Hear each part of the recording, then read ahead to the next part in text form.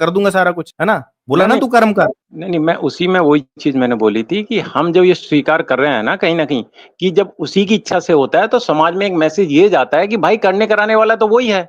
जैसे गीता का नहीं, भी एक, अरे सुनिए ये भी मैं बताऊं, नहीं बंधु, जाता। सुन तो लिया करो आप यार, आप इतनी बात ये तो बोलते हो, आप मुझे भी अपने तो सुनना अपने पड़ेगा। अपने जो चीजें हैं ना वो धारणाएं समाज के ऊपर मत थोपिए कि ऐसा मैसेज जाएगा वैसा मैसेज। ये तो वही बात हो गई, मैसेज ये तो क्या वही बात चल हो रहा गई है, कि भाई भाई मेरे से समझ में मैं रखो, अगर आप समझ रास्ते में में हम लोग चला क्या हुआ कर हूँ रहे और नहीं नहीं नहीं नहीं, ये तो वही बात होगी कि मैं अगर रास्ते में चला हुआ हूँ और मेरा राम नाम जपने का जो मन कर रहा है और मैं अपने मुंह से धीरे धीरे राम राम बोल रहा हूँ, तो मैं ये सोचूं नहीं नहीं यार मैं जोर से नहीं बोलूंगा, नहीं तो पता नहीं क्या मैसेज चला जाएगा।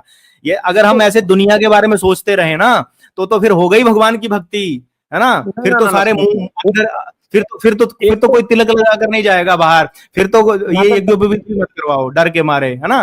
अरे सुनो ऐसे सुनो, नहीं होता है। एक तो आप एक आप तो आप पता नहीं कौन सा उदाहरण कैसे देते हो, पता नहीं फिट बैठता नहीं, लेकिन आप दे देते हो, मुझे समझ फिट में नहीं आता फिट क्या फिट उदाहरण नहीं दे दिया बैठता, आपने। क्योंकि आपको नहीं समझ में आएगा। पता क्यों? नहीं नहीं, वो क्योंकि समझ में इसलिए आप नहीं क्या आता कर कि रहे हो ना, समझ में आप नहीं ये बोल आता। रहे हो कि अवतार को इसलिए मत मानो क्योंकि सामने मैसेज गलत चला जाएगा। क्यों गलत चला जाएगा भाई? जब अरे किसी यार अब कोई भी योद्धा, आपको एक एग्जाम्पल देता हूं छोटा सा। एक योद्धा है, युद्ध क्षेत्र में खड़ा है, एग्जाम्पल बोल देते हो उस आप। योद्धा के पीछे उसका राजा खड़ा है। एक मिनट अभी रुक जाओ, आपकी आप ही की बात को लेके आ रहा हूं। आपने बोला ठीक है कि भैया मैसेज जाएगा। एक योद्धा है जो बहुत ही धुरंधर योद्धा है, युद्ध क्षेत्र में खड़ा है और उसे सामने 10 लोग खड़े हैं और उसे उन लोगों से भिड़ना है। वो किस लिए भिड़ जाता है? वो इसलिए भिड़ जाता है कि उसे पता है मेरे पीछे मेरा राजा खड़ा है, मेरे पीछे मेरा राजा खड़ा है, अगर मुझे कुछ भी हुआ तो वहां से वो तीर भाला मार देगा।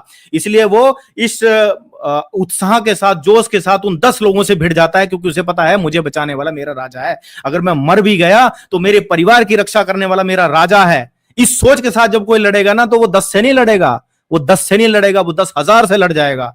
लेकिन जब उसे पता है मेरे पीछे कोई नहीं है भाई, मैं ही हूं अकेला, तो वो व्यक्ति नरपोक बन जाएगा। वो लड़ेगा नहीं, उसे पता है मैं मारा जाऊंगा तो मेरे परिवार का क्या होगा। ईश्वर जब आपको ये शक्ति दे रहे हैं पीछे खड़े होकर के भाई तू लड़, अगर तेरे को कोई प्रॉब्लम हुई तो मैं आ जाऊंगा तेरे साथ देने, लेकिन तू लड़, तो फिर क्या कोई व्यक्ति डर के मारे पीछे हटेगा? इस तर्क को क्या कोई काट सकता है? बताइए, इस तर्क को कोई नहीं काट सकता। क्योंकि जब व्यक्ति को पता है कि मेरा ईश्वर अधर्म का नाश करेगा और मुझे भी लड़ना है, तो वो व्यक्ति अपनी 10 गुना ताकत के साथ लड़ेगा, अपनी 20 गुना ताकत के साथ लड़ेगा। ऐसे ही वीर शिवाजी महाराज, छत्रपति संभाजी महाराज उनके जो बेटे थे वो लड़े, महाराणा प्रताप लड़े, हमारे हजारों योद्धा लड़े, और हमारे आज सैनिक भी लड़ रहे हैं, क्योंकि उन्हें पता है कहीं ना कहीं हमारे पीछे कोई ना कोई है जो हमें बचाएगा। जी, कर दूंगा सारा कुछ, है ना? बोला नहीं ना नहीं तू कर्म कर। नहीं नहीं, मैं उसी में वही चीज मैंने बोली थी कि हम जब ये स्वीकार कर रहे हैं ना कहीं, कि जब उसी की इच्छा से होता है तो समाज में एक मैसेज ये जाता है कि भाई करने कराने वाला तो वही है। जैसे गीता का भी नहीं